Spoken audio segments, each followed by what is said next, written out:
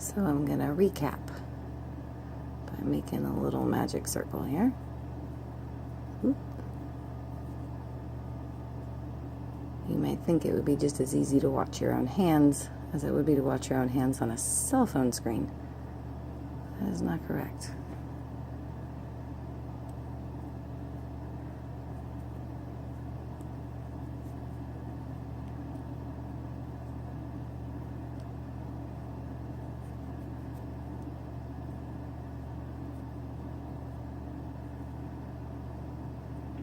Oh.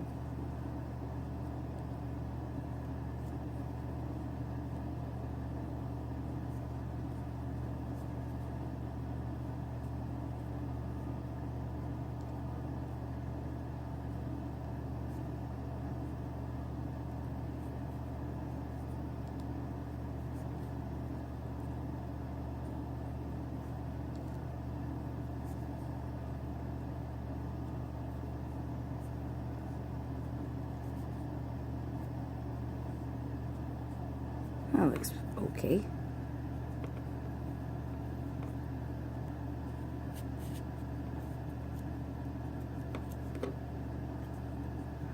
Okay, so we've got our little circle.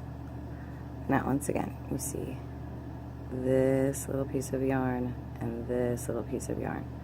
Those two pieces constitute your first stitch. So you go under both of those guys. Grab your loose yarn, not your tail. Your yarn that's still connected to the ball.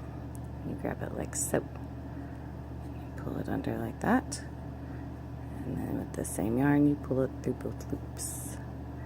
Now let's move on to the second stitch. You can see here, this little piece of yarn here, and this little piece of yarn here. Those constitute a stitch. So you go under both of those pieces of yarn. Grab your yarn, make a loop, grab your yarn, come through both loops. You're going to go under this stitch, grab the yarn, pull it through your loops. So what you're doing right now is a 1-to-1 ratio.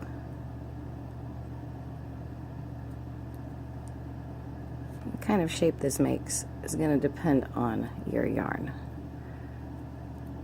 But essentially, if we just kept doing this over and over, we would create kind of a tube shape. We would have this circle that we started with as the base of our tube, and then if we keep going 1-to-1, we would just go straight forever. You can't see it, but the cat is playing with the other end of this yarn. It's making it a little difficult. I'd move the camera and show you, but boy did I have a dickens of a time getting it set up. So, you have seen we have just been going through the stitches. Pull our little tail if our little hole is getting too big.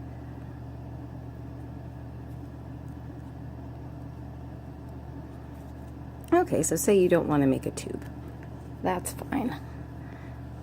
Maybe you want to make a ball. So what we're going to do is, as you can see, we've continued to just make more of these little stitches going around. Make one more just so they're all evenish looking. Every time we do that, we create a new stitch behind us. So you can tell what stitch you're under. See how our yarn comes under those other two pieces of yarn there and there? We're under that stitch. So we come to the next stitch, and now we're going to increase, which means we're going to make a stitch like we always do. Then instead of moving on to the next stitch, we're going to come back through this little hole right here that we just went through and go under the same stitch and make another stitch.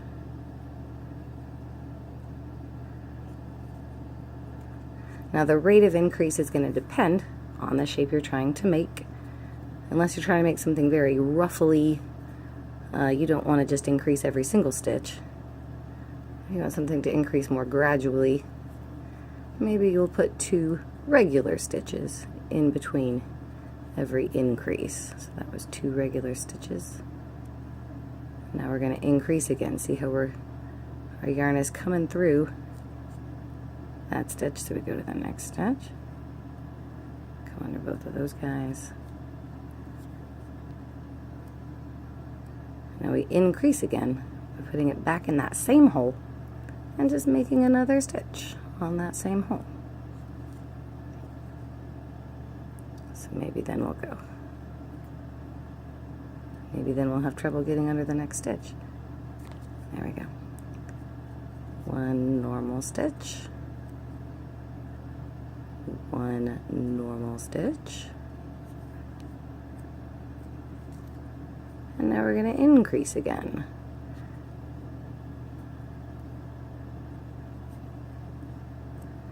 So just a normal stitch like usual, but then we come back through the same hole.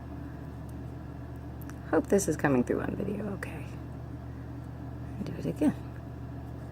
So now you can see our shape is getting a little wider where we are increasing. Don't be afraid to pull your little tail.